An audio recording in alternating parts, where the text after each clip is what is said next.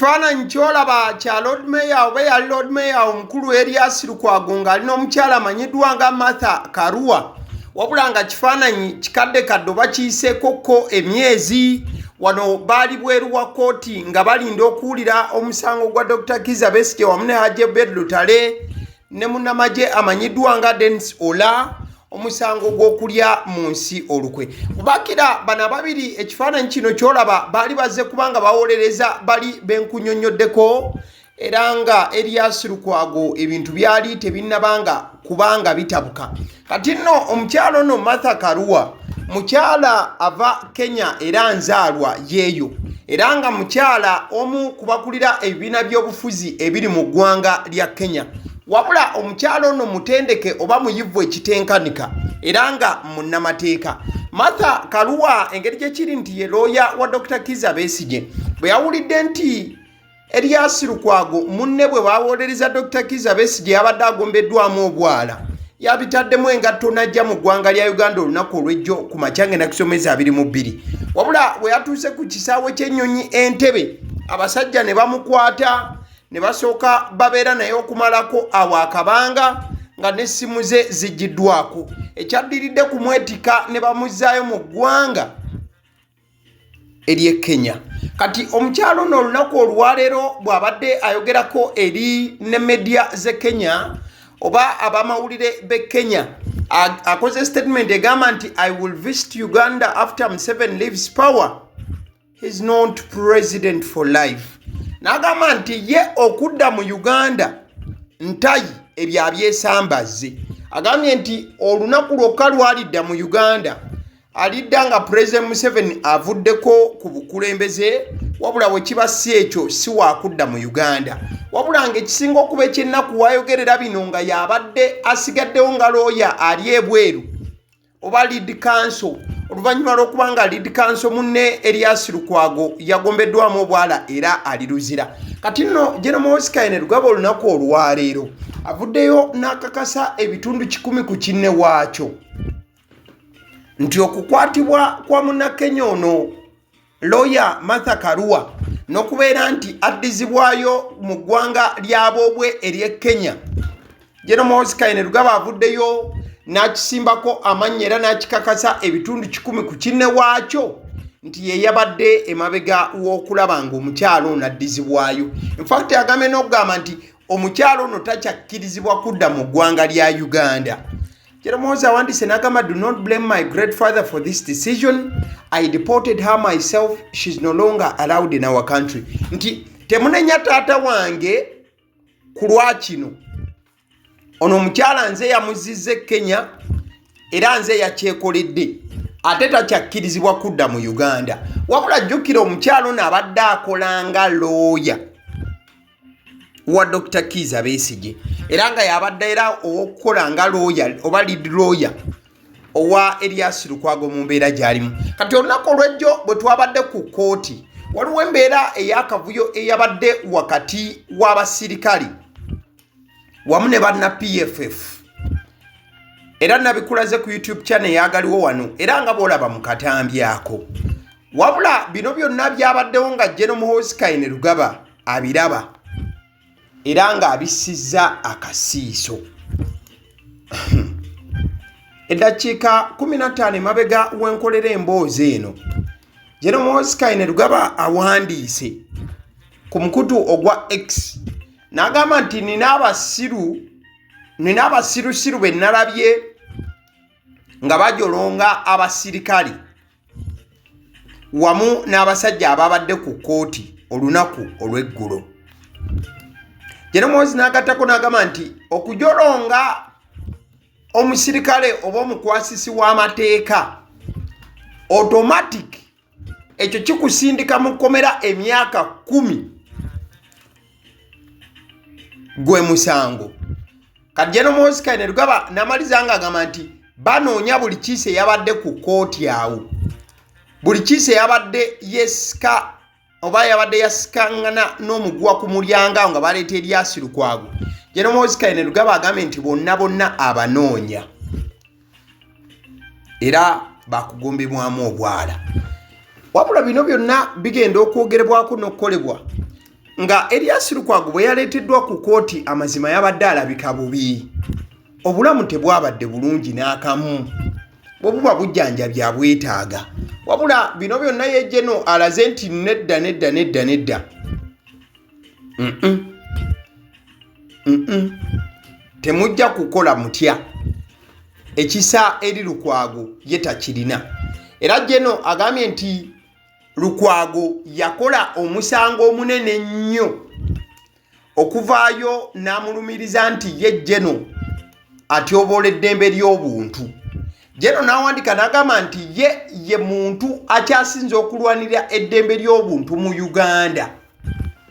Era jeno wano agasseko n'agamba nti ye bwe yali ali mu kulwana oba bwe yali alwanisa Joseph Kony mu mambuka ga Uganda, ate Erias Lukwago yali mu kufunisa bakazi mbuto mu Kampala. Biwulire mu Lunyaanyimbe. Lukwago committed the ultimate crime, accusing me of violating human rights when I am the biggest defender of human rights in Uganda. When I was fighting Joseph Kony in northern Uganda, was doing nothing apart from impregnating women in Kampala. Kati Jeremos Kainerugaba wayongedde okulaga eryanyi ery'ekika ekyawaggulu. Bwawandise n'agamba nti wanamaliriza okukwata ab'opposition bonna abalyake mu Kampala, agenda kuyita meeting ey'obwangu akole okulangirira mu bujjudde nti enguudo zonna mu Kampala yalina okugabanga contract, teri muntu mulala yenna. In fact wetuddayo wali ku kya Jeremos Kainerugaba kye yakoze Lord Mayor, waliwo amubuuza namugamba nti naye jeno tolowooza nti nno Lukwago yeetaaga oweebwa ekitiibwa? Ko Jeremos Kainerugaba, nothing, I only respect soldiers or former soldiers. N'agamba nti tasobola kubanga awa Lukwago kitiibwa yadde eddakiika emu. Era ye abantu baawe ekitiibwa bebo bokka abaaliko bannamagye oba abaaliko abasirikale ne bannamagye, naye Lukwago tasobola kumuwa kitiibwa. Kati olunaku olwaleero njagala tumalirize kino mukwano gwange. Waayo obudde, teekayo okutu osooke weetegereze.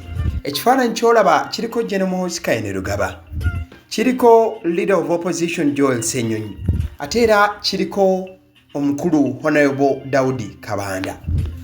Patriotic League of Uganda giyite PLU ekulemberwa Jeremos Kainerugaba gye buvuddeko ojja kujjukira nti bano be bawanda eddusu ku ba speakers ababiri, deputy ne speaker, era ekyo ne kigenda maaso n'okubanga kiba. Wabula ate era mukadde ke kamu PLU okuyita mu Jeremos Kainerugaba ng'otunudde omukutu gwe ogwa X yavuddeyo n'atandika campaign ey'okulaba nti Joel Ssenyonyi ava ku kifo ky'obwa leader of opposition mu line emu oba endala. Era wano yagambidde n'okugamba Daudi Kabanda nti amukwasizza omulimu guno. Kati ng'oggyeko ekya speaker ne deputy speaker wamu ne ba ministers abalondebwa president n'ekibiina ekiri mu buyinza, leader of opposition talondebwa parliament yonna. Parliament teyina buyinza kugenda maaso na kubanga eronda leader of opposition. Ate era ekirala ky'olina okumanya mukwano gwange, Parliament teyina buyinza bujja leader of opposition mu ntebe.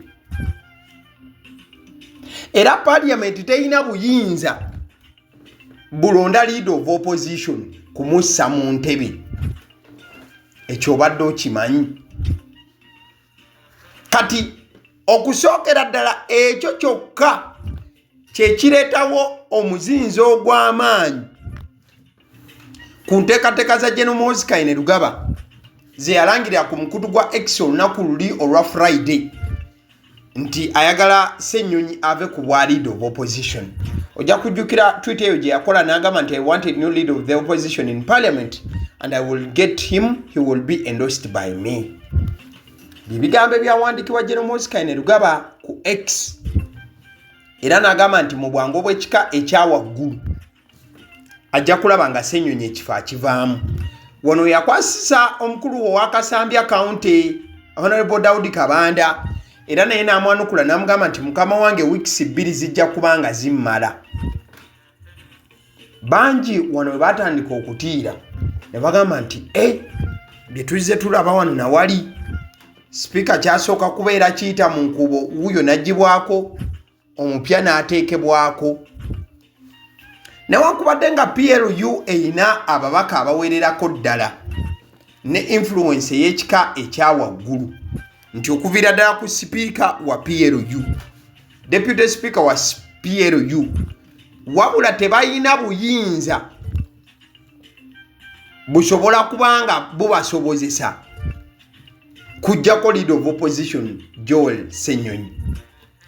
Bw'otunuulira article 82 eya constitution era ng'eno yagunjizibwawo oba yalongosebwa oba yakolebwa mu nnongosereza eya Constitutional Amendment Act mu 2005, eno yegunjawo butereevu office ya leader of opposition.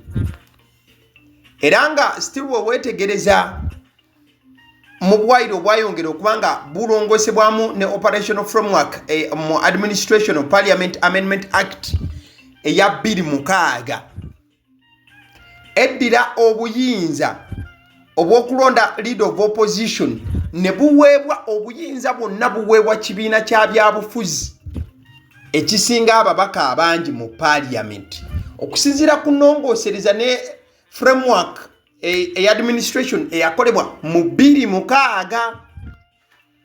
Kati amaanyi ga sipiika gakoma kubeera nti alangirira oyo pate gwe wanzeeko eddusu, era nga pate gwe yawandako eddusu essaawa zino ye mukulembeze wa National Unity Platform. Banyanga ye mukulu okuva mu National Unity Platform era omukulembeze w'oludda oluvuganya gavumenti kati Joel Ssenyonyi, era nga ofiisi eyo amaanyi gaayo gonna okubanga agituddemu kijja kubeera nti yalondebwa kibiina ki NUP so si parliamenti. Kati ng'ogyeko ekya deputy speaker ne ba commissioners abakubwako akalulu direct parliament nti etuula era bo bayingira lwa bululu buba balondeddwa abakulembeze oba ba MPs.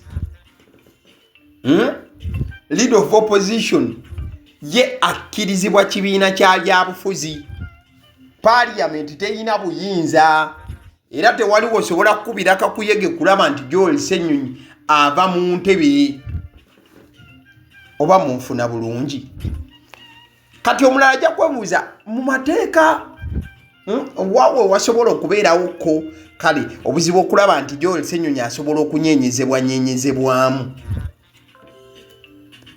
Ekibiina ky'ebyobufuzi kati nga NUP yesobola okukeera n'egamba nti ejje mu Joel Ssenyonyi obwesige, awo nesobola okuba nti enominatinga member of parliament omulala asobole okubeera nga afuuka leader of opposition. Oba okategedde still newowunjawunja ng'oyisaawo mu mateeka awo tewaliwo General Muhoozi Kainerugaba wasobola kubeera nti ayita okulaba nga Joel Ssenyonyi ava ku kifo kino ekya leader of opposition. Kati akalala etteeka eddala Joel Ssenyonyi wasobola okuviira ku kifo kino nga ye akedde n'alizayininga, ekyo kyekyokubiri. Ekyokusatu, singa akeera n'ava mu kibiina kya NUP n'agamba nti nkyabulidde, awo kitegeeza automatically abeera takyali member wa NUP ate nga yesinga ababaka abangi aba opposition. Then ekyokusatu, ekyokuna, singa obwa member of parliament bumuvaako olw'ensonga ekifo kino kiweebwa oyo yekka nga member of parliament. Okujjako oba singa ekibiina ky'ebyobufuzi ekirala kijja ne kifuna ababaka bangi abasinga aba NUP, awo kitegeeza NUP ebedda bali awo ekibiina kiri ekiba kifunye ababaka abangi nekironda leader of opposition. Kati practically nga bwe nkunyonnyodde kizibu nnyo General Muhoozi Kainerugaba okubeera nti ayina waayita okujjako Joel Ssenyonyi kuba leader of opposition. Ale nzikiriza nkutegeze ku bannaffe aba Honeybites bagamba nti bo omulimu gwe bakola gwa kukolera byakulya eby'abaana abadda ku masomero.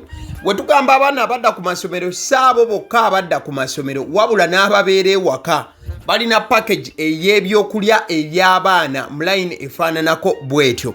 Gwe bakubire bukubizo bagambe njagala package y'ebyokulya by'abaana abali ku masomero oba abaana abalya ebyokulya.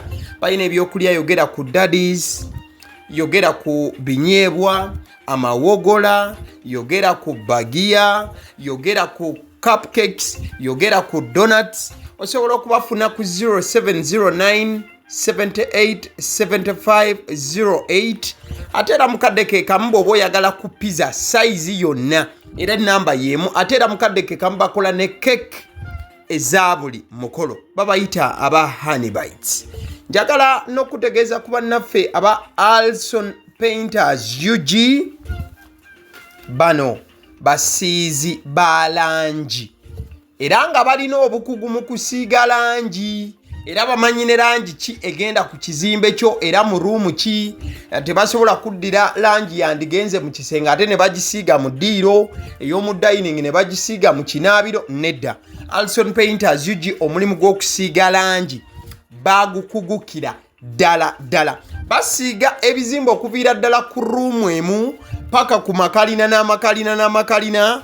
Gwe bakubire bukubizo bagambe nti Alson Painters UG namaliriza okuzimba ekizimbe kyange. In fact ne bw'oba olina ekizimbe nga kikadde nga olaba langi yaakyo efaanana si bulungi, Alson Painters UG bazze kugonjoola ensonga eno. Bakubire ku 0705 1936 be bannaffe aba Alson Painters UG. Aba Sidi Omusunsuzi erinnya eryange yenze aba Sidi Omusunsuzi, yenze atuula emabega w'omuzindaalo buli lunaku era ly'eddoboozi ly'owuliriza ku mukutu guno aba Sidi Omusunsuzi ly'eddoboozi eryo era ng'omukutu kw'oli gwe guno ogwagaliwo. Nagamba nti information yonna gy'olaba ku channel eno tetugattamu kintu kyonna ate tewali kye tutoolamu. Information nga bw'eba eyingiddewo ffe bwe tugikwata ne tugikuwa. Kati gwe omulabi n'osalawo ki eky'okukozesa information eyo. Kati ky'ogenda okukola mukwano gwange bw'oba omaliriza okulaba vidiyo eno, likinga, commentinga ki ky'olowooza, mukadde ke kamu subscribinga bw'oba nga omukutu guno oli mupya. Ate era mukadde ke kamu sharingira mikwano gyo girabe vidiyo eno ate ne videos endala ku mukutu guno. Agaliwo YouTube channel mwebale kutulaba.